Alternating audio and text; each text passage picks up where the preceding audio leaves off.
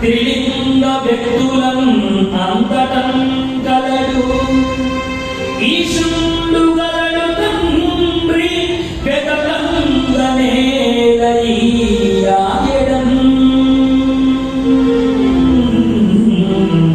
వెతకంగనేలయ్యాయడం. ఈ భూమి మీద వాడు ఎక్కడున్నాడని అడుగుతున్నవా నాన్న?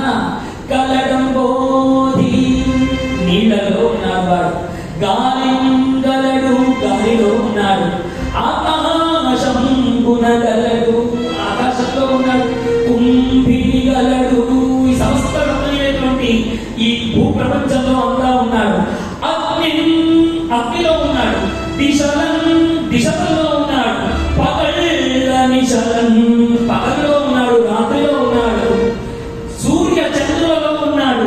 అంతేకాదు ఓంకారమునందు కూడా ఉన్నాడు నాన్న, త్రిమూర్తుల యందు ఉన్నాడు, త్రిశక్తుల యందు ఉన్నాడు, అంతటా ఉన్నాడు నాన్న. ఒక్కటే కావాలి, వాడిని వెతికే గుణం ఉంటే చాలు. ఎక్కడున్నాడో వాడి గురించి తప్పించేటువంటి గుణం ఉంటే చాలు. వాడు ఎక్కడున్నాడో తెలుసుకోగలిగితే చాలు, వాడిని పట్టుకోవచ్చు నాన్న. ఇంతెందుకు నాన్న, ఒక్కటే మాటలో చెబుతాను విను.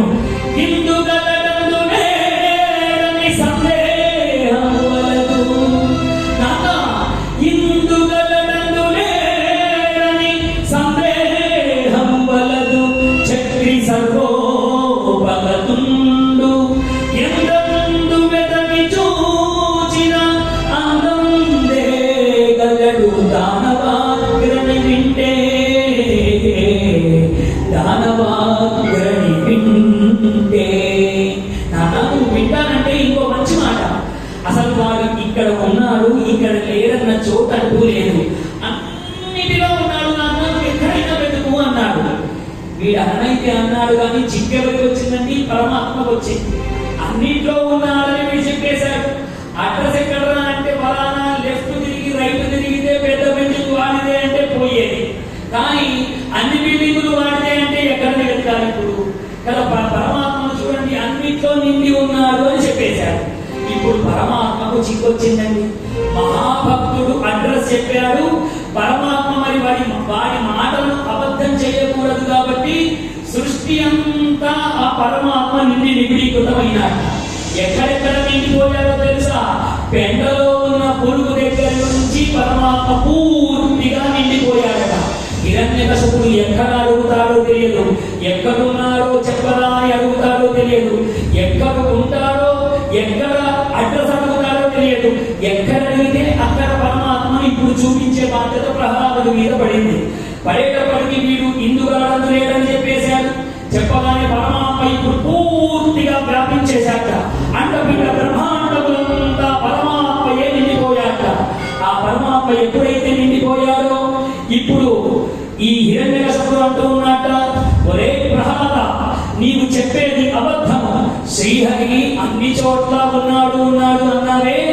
నేను అతల వితల సుతల తలాతల రసాతల బాధాల లోకములన్నీ వెతికితే ఆ శ్రీహరి జాడ నాకు కనిపించలేదు. కాబట్టి నీవు చెప్పేది అబద్ధము కుమారా అన్నాడు. అనగానే ప్రహ్లాదుడు, లేదు నాన్న, అన్నిట్లో నిండి ఉన్నాడు అని వీడన్నట్ట. లేదు కుమారా, నువ్వు చెప్పేది అబద్ధము. లేదు నాన్న, ఉన్నాడు, అబద్ధము, ఉన్నాడు, అబద్ధము, ఉన్నాడు, అబద్ధము, ఉన్నాడు. ఇద్దరి మధ్యలో అబద్ధము ఉన్నాడన్న మాటలతోనే యుద్ధం ప్రారంభమైపోయినంత పని అయిందట.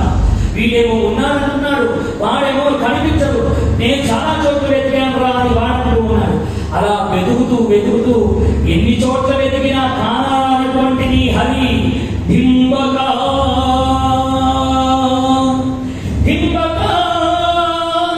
సర్వస్థలముల అంబోను నేత్రుండుననుచు మిగులు సంరంభమున పలికెదవు ఈ స్తంభమున చూపగలవే నీ చక్రిని టిక్రిని ఇదిగో ఈ పక్కన కనిపిస్తున్న ఈ స్తంభంలో చూపించగలవా అన్నారట. అనగానే ఉప్పొంగిపోయారండి ప్రహ్లాదుడు. ఎంత ఉప్పొంగిపోయారు అంటే ఆ ఆనంద పడిపోతూ ఉన్నాడు. ఇంకా హిరణ్యకశిపుడు అడుగుతున్నాట, ఒరే హింపక స్తంభమున చూపమే కుంభిని శిరము త్రుంచి కూల్చగా రక్షారంభమున వచ్చి హరి విశ్రంభమున అడ్డుపడంగ శక్తుండే అడ్డుపడగ శక్తుండే. ఆ చక్రి ఈ స్తంభంలో ఉన్నాడని అన్నారు కదా. ఇదిగో ఈ గదాఘాతము చూసావా ప్రహ్లాద, ఈ గదాఘాతముతో ఇప్పుడు ఈ స్తంభమును బలపడతాడు.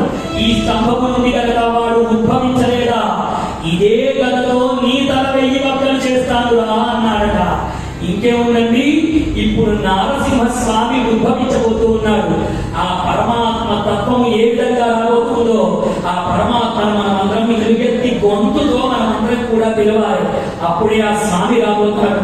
అద్భుతమైనటువంటి ఆ స్వామి నామ సంకీర్తన మనం అందరం కూడా చేద్దాం. జయ గోపాల